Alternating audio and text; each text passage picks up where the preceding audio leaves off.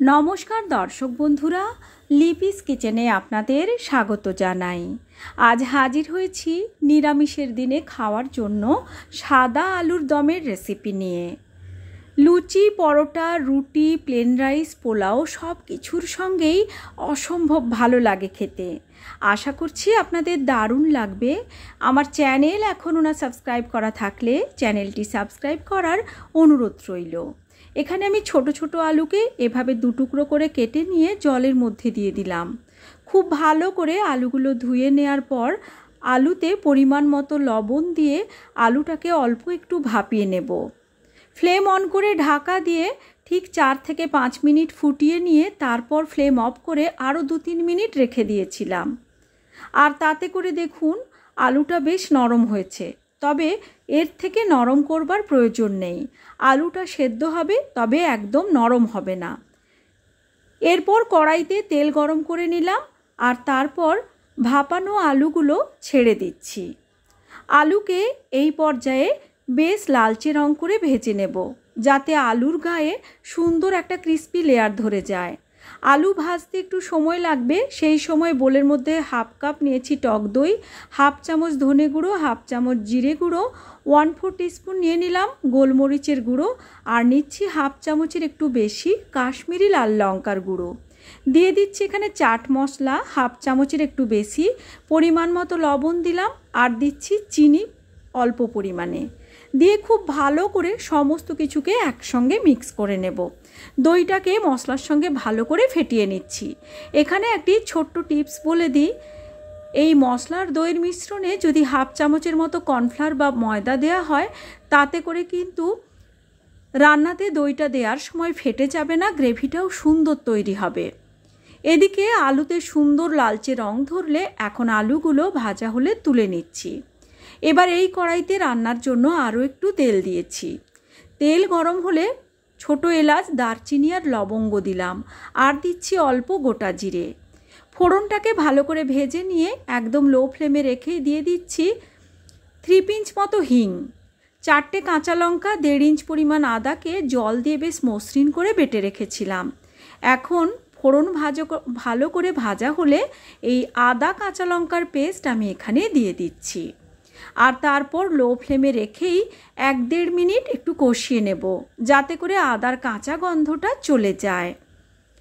এভাবে 1-1.5 মিনিট কষিয়ে নেওয়ার পর এখন দই আর সেই মশলার মিশ্রণ এখানে যোগ করে দিচ্ছি। এখনও কিন্তু ফ্লেমটাকে একদম লোতেই রেখেছি। ফ্লেমটাকে লোতে রেখেই খুব ভালো করে দই আর মশলার মিশ্রণকে নাড়াচাড়া করে মিশিয়ে নেব। দেখুন আস্তে আস্তে এভাবে তেল ছেড়ে বেরোতে শুরু করেছে। একটু সময় নিয়ে মশলা ভালো করে কষিয়ে নিচ্ছি। দেখতেই পাচ্ছেন তেলটা খুব সুন্দরভাবে ছেড়ে গেছে। আগে থেকে আমি 8-10টা কাজু বাদাম আর 1.5 চামচ মতো পোস্তকে জল দিয়ে মসৃণ করে বেটে রেখেছিলাম। পোস্তর পরিবর্তে চারমগজও ব্যবহার করতে পারেন। এবার এখানে সেই মিশ্রণ আমি যোগ করে দিয়েছি। পোস্ত আর কাজু বাদাম বাটা দিলে আলুর দম যেমন টেস্টি হয়, তেমনি সাদা আলুর দমের রঙটাও সুন্দর হয়। এবার যেহেতু কাজু বাদাম আছে, তাই অনবরত নাড়াচাড়া করব, যাতে নিচ থেকে না ধরে যায়। এখানে আমি দিয়ে দিচ্ছি 1 চামচ কসুরি মেথি বা শুকনো মেথি পাতা।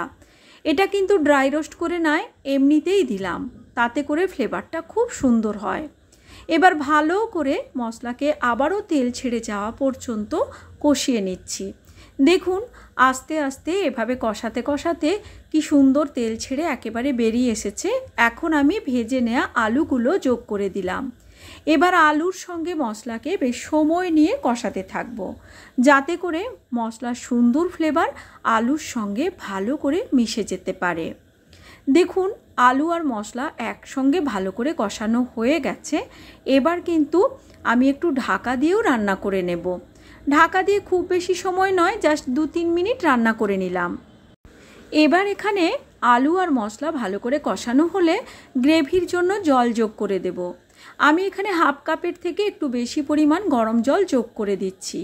এই রান্নাতে যেমন খুব বেশি ঝোল থাকবে না, তেমনি খুব বেশি শুকনোও ভালো লাগবে না।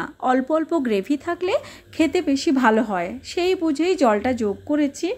এবার আমি ভালো করে সমস্ত কিছু মিক্স করে দেব আর ঢাকা দিয়ে রান্না করার আগে এখানে কয়েকটা চেরা কাঁচা লঙ্কা দিয়ে দিলাম অল্প পরিমাণে একটু গরম মশলার গুঁড়ো, আর দিচ্ছি 1 চামচ ঘি। ভালো করে সমস্ত কিছু মিশিয়ে নেব, আর তারপর ঢাকা দিয়ে লো ফ্লেমে জাস্ট 2 মিনিট মতো রান্না করে নেব। আর তারপর ফ্লেম অফ করে 3-4 মিনিটের জন্য দিয়ে নিয়েছি স্ট্যান্ডিং টাইম। ঢাকনা খুলে উপর থেকে একটু ধনেপাতা কুচি ছড়িয়ে সার্ভ করে দিচ্ছি। দেখতেই পাচ্ছেন সাদা নিরামিষ আলুর দম কতটা লোভনীয় হয়েছে দেখতে, খেতেও দুর্দান্ত হয়। আশা করছি আমার আজকের এই নিরামিষ রেসিপি আপনাদের ভালো লেগেছে। ভালো লাগলে লাইক, শেয়ার ও কমেন্ট করার অনুরোধ রইল। আজকের মতো এই পর্যন্তই, আবার হাজির হব নতুন কোনো রেসিপি নিয়ে। সবাই ভালো থাকবেন। Thanks for watching.